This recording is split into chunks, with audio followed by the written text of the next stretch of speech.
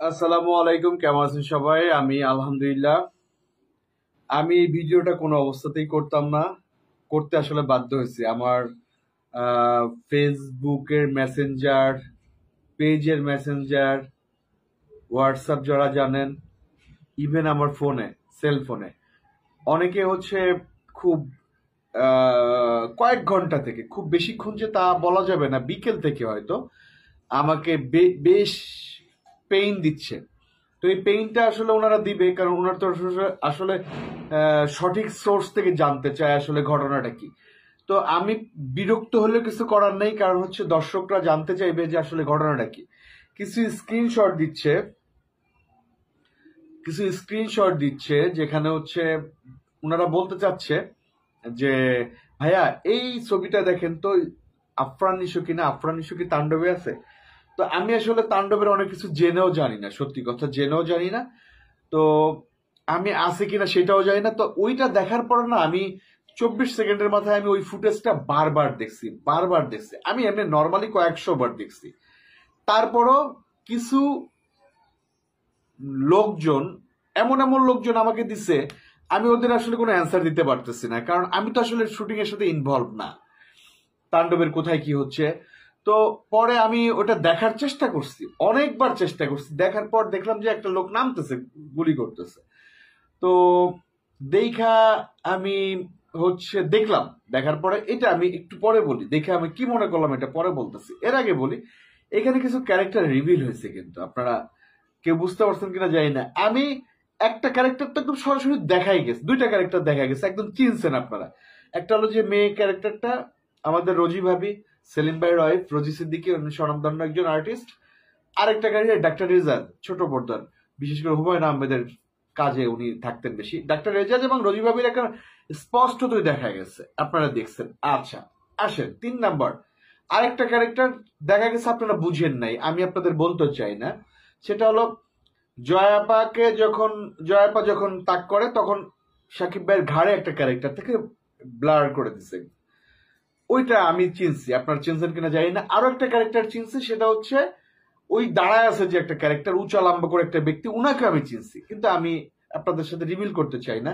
আরো একটা ক্যারেক্টার চিনছি, এই যে ওই যে সুড়ঙ্গ দিয়ে উপরে গেল, মানে উপরে উঠে গেল যে একটা গ্রুপ নিয়ে, পিছনে স্যান্ডো গেঞ্জি পরে একটা লোক আছে, ওই ক্যারেক্টারটাকে চিনছি। তাতে আমি কয়েকটা ক্যারেক্টার চিনলাম। রোজি ভাবিরে তো একদম মানে ফেস দেখাই দিছে, ডাক্তার রেজাজকে ফেস দেখাইছে, সাকিব ভাইয়ের ঘাড়ে যে জয়া হাসানের সামনে যেটা, ওইটা ফেস দেখায়নি, বাট আমি চিনছি। লম্বা করে একটা লোক দাঁড়ায় ছিল, ওইটাও চিনছি। আবার একটা লোক ওই যে উপরে যাইতেছে একটা গ্রুপ নিয়ে, ও উনাকেও চিনছি। তো ধরা যায় 5-6টা ক্যারেক্টার একদম নিশ্চিত ভাবে চিনছি। আপনারা হয়তো একটা দুটা চিনছেন।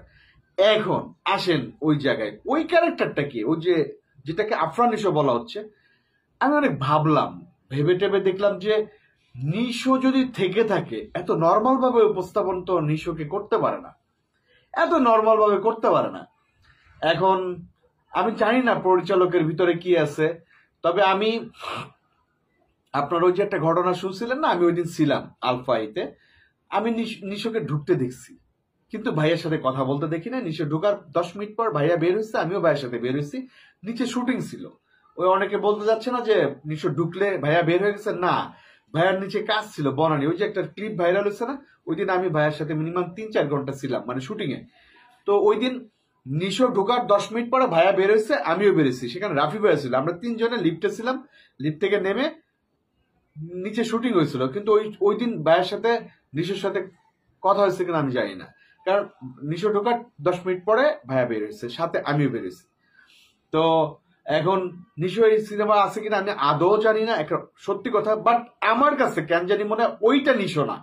যে স্টিল পিকটা, মানে যে পিকটা স্ক্রিনশট আকারে আমাকে সবাই দিচ্ছেন, এইটা আমি হয়তো, আমি কনফিউজ। এটা আমি আমার মনে হয় না এত সিম্পল ভাবে আফরান নিশোকে, যদি থেকেও থাকে এই সিনেমায় তাণ্ডবে, এত সিম্পল ভাবে রাফি ভাই ওনাকে ইউজ করবে, আমার এটা মনে হয় না। আমার এটা মনে হয় না। আমি আমি আমি আসলে কনফিউজড। আমি আসলে জানি না যে এত সিম্পল ভাবে আফরান নিশোকে ব্যবহার হবে কিনা, উনি আছে কিনা।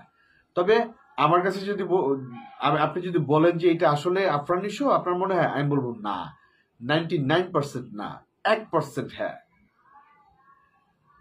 ঠিক আছে? তো অনেক অনেক ক্যামিওর কথা বলতেছেন, যেখানে শরীফুল রাজ আছে, তারপরে ওই যে লম্বা ছেলেটা রোশন আছে, তারপরে হচ্ছে সিয়াম আছে, আমিন খান আছে, রুবেল ভাই আছে, ফারহান আছে, নিশো আছে। কেন জানি মনে হয় এদের কেউই নাই, কেন জানি মনে হয় এদের একটি লোগো এই সিনেমা নাই। তারপরে রাফি ভাইয়ের ব্যাপার তো আলাদা, কারণ উনি সবকিছু গোপন রাখতে পছন্দ করে, উনি সবকিছু অন্য লেভেলের খেলা খেলে। আপনার টিজারটা দেখছেন, আমি আমার কেরিয়ারে এই টাইপের টিজার খুব কম দেখছি, মানে এত ফ্যান্টাস্টিক একটা টিজার। বিশ্বাস করেন, আমি মন থেকে, দিল থেকে, কলিজা থেকে চাই সিনেমাটা ধামাকা যাক। আপনারা সবাই মেহেদী হাসান হৃদয়কে প্রতিদ্বন্দ্বী বানাইতে চান না?